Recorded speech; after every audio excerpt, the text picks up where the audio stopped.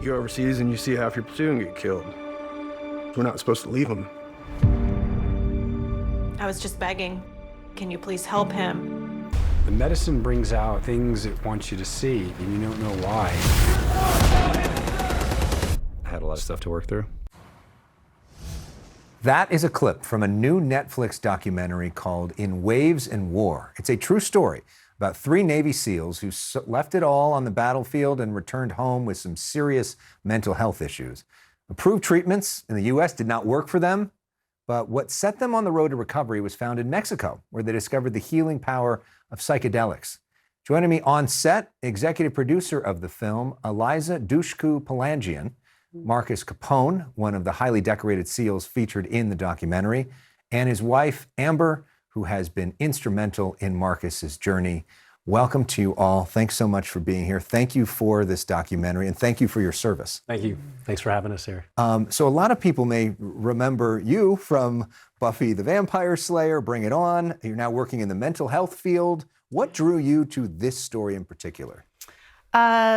Their story drew me to this story, and the stories of the other SEALs and service members in the film. I'd been in the industry for 25 years, and it's so rare when a movie can really capture like the humanity and the grit and the rawness of their story, and then infuse it with hope, and also infuse it with this really necessary battle cry that the film has, that we are not winning the war when it comes to mental health and our veterans and service members. And so we owe it to these people who have put so much on the line for us to give them everything that is available to help them become whole and heal. And that's what the treatments in this film offer. So Marcus, this tells the story of you and 2 of your buddies, but let's talk about your story now. You spent 13 years in the SEALs, experienced traumatic brain injury.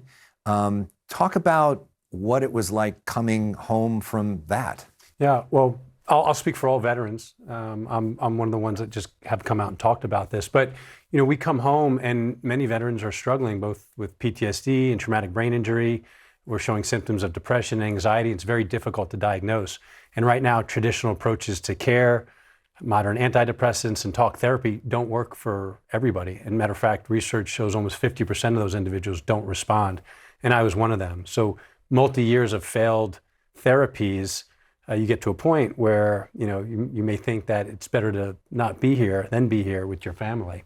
And for me, lucky I had a lifeline, and I flew outside the country to do I called it experimental psychedelic treatment. And we could be here for hours, but it was life-changing, it was life savings, and it really, we just wanted to pay it forward to our friends and families, teammates, and we started a nonprofit to help others, and kind of here we are today with a documentary and servicing, thousands of veterans. So it's been really amazing. Amber, talk about how you saw Marcus change, both once he had the traumatic brain injury and then he went to Mexico, and how that changed him.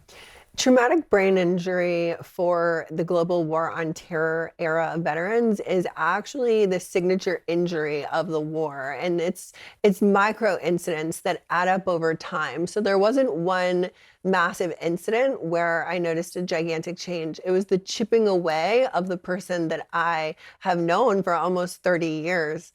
And we had begun to spend so much time apart that I really didn't recognize him at all.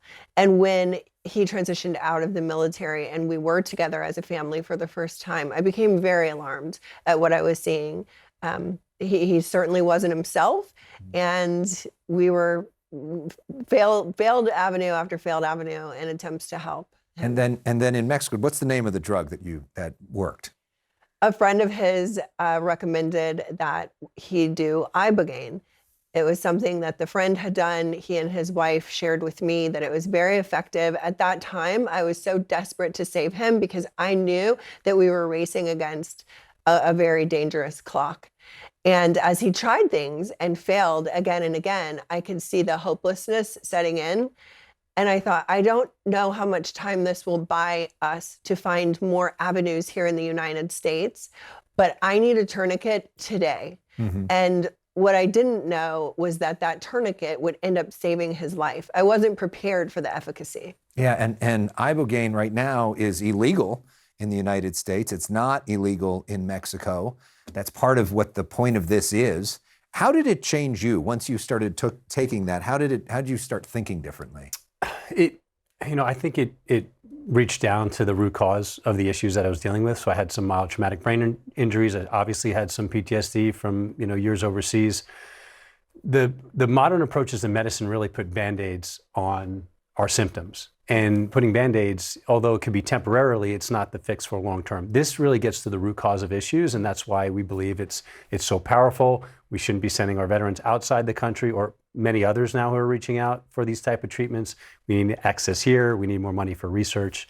And we need to open our eyes and ears and look to modern treatments. And we've been seeing this now be talked about in different states around the country as well. California passing some legislation, Texas passing some legislation to at least study this. So this film already making an impact. Absolutely. And, we're clearly psychedelics have entered the cultural zeitgeist, right? I get an email or an article from someone every day about psilocybin and MDMA and all these treatments. Ibogaine really is newer. Not a lot of people know about it. It's a West African tree bark, and it was used for thousands of years by indigenous people in West Africa. And they've found, and in the film you'll see, the film is bookended by the Stanford Brain Stimulation Lab study, where they show fMRIs of the brains of these seals before and after, and they believe that this psychedelic washes the brain, and it actually is the first compound that has been shown to improve mild to moderate traumatic brain injury. There's nothing else that could heal the brain in the way that these medicines do.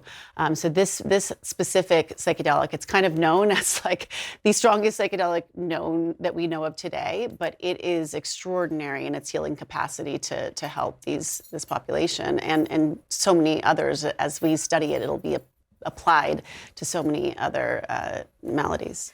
Marcus, there is no bigger platform in the world than Netflix. And this has been on Netflix now since November 3rd, which means people are watching it all over the world. What are you hearing from folks? It's overwhelming, the support that we're receiving. Nothing but really positive stories, individuals that they're reflecting on their own lives and seeing that there's hope and that there's treatments that are coming, that we can it's okay to ask for help. I think that's one of the biggest pieces here. You have two friends that I served with, Maddie Roberts and DJ Shipley. These are some of the toughest guys, and here we are asking for help because we all came to a point that was really it was difficult. And we want to keep our families together. We want to have relationships again with our children. And I think that's what this film does. It really humanizes, the warfighter, which, we loved doing as a profession. But when we came back, we needed help. And all this is, just like you hurt your shoulder, you go in, you get it fixed. That's all this is. I mean, these individuals, including myself, I think we're living our best lives right now. And that's what we're excited to see. This is not just for veterans. This is a much bigger issue. There is a kind of a global mental health epidemic, and we need to fix that.